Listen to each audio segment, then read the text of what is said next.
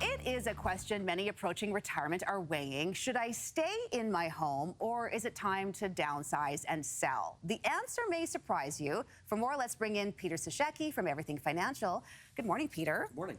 So you must hear this all the time, but the two things that people do at the same time that can be so stressful is retiring and moving at the same time. That's right. It's two of the three most stressful things in life. So retirement, one of the most stressful things in life carries loss of a job. Retirement's loss of a job. Right. You no longer have the routine. You no longer have the consistency. You no longer have a paycheck every 2 weeks unless you plan properly.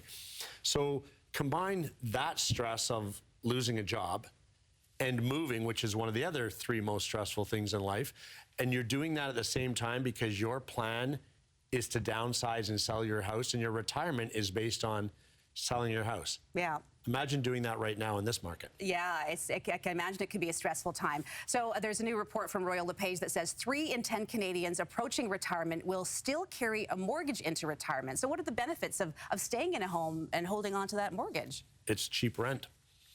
And look at that way. Look how much it is to rent nowadays. Look how hard it is to get a place to rent. So you have to find the right balance between how much do I save for retirement so I can produce an income and maybe add on to pensions and other things you may have, but then how much do I pay down the mortgage? So don't become, and this is from our parents' generation and the generation before that, where that's all they knew was to work like crazy and pay off their house. But then you're house rich, cash poor. So there is nothing wrong with carrying the right size mortgage in retirement, which is really just a very inexpensive rent check. Okay, good way to look at it. So what if you've been nearly paid, you have the home nearly paid off, should you still keep that mortgage? Or you still keep going? Yeah, I mean, and here's the thing, change your thinking about rushing to pay off the house. I said, you can rush like crazy, and who are you paying the house off for? Your kids? Your kids. Oh, they're waiting. Oh, yeah, they're waiting. They're counting the money. Like, quit rushing to pay the house off for your kids. Take care of yourself and your partner first in saving for retirement. A lot of people think, though, maybe it makes more sense to downsize and buy a more affordable home, though. But again, then you're adding that stressful thing. And you know what most people do? They downsize, but they laterally move. They buy a shinier, newer house. It may be smaller, but in most cases, they're spending the same amount of money.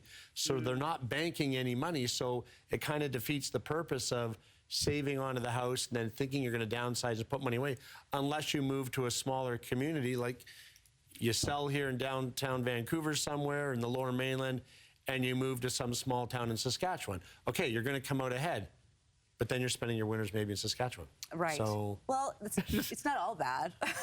Well, I know people in hopefully there's no one watching from Saskatchewan who's being offended. Who's being offended now, but no, but it's again, you're adding in two very stressful things. Trying to sell and move and losing a job, that's just way too much to take on at retirement. And renting, though, isn't completely unappealing because maybe it's a little less responsibility at that time. Like, does it make sense to sell and become a renter? Yeah, there's a lot of people who do sell, bank the money, use some of the growth on that money to pay the rent, and guess what?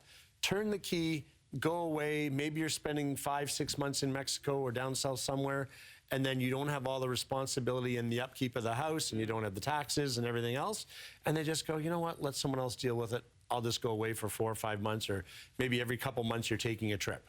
A little bit less stress there.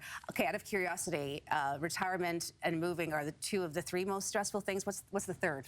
Loss of a spouse. Now, we could be, it's a morning show, we could say death of a spouse, but let's just stick with loss of a spouse, because if you move and you quit your job or you're retired at the same time, the two of you may go at it and you may lose a spouse. Losing a spouse. Okay. So we'll say it with losing instead of the other one. Good idea. Peter Sashecki with Everything Financial. Thanks, Peter. Thank you. Okay.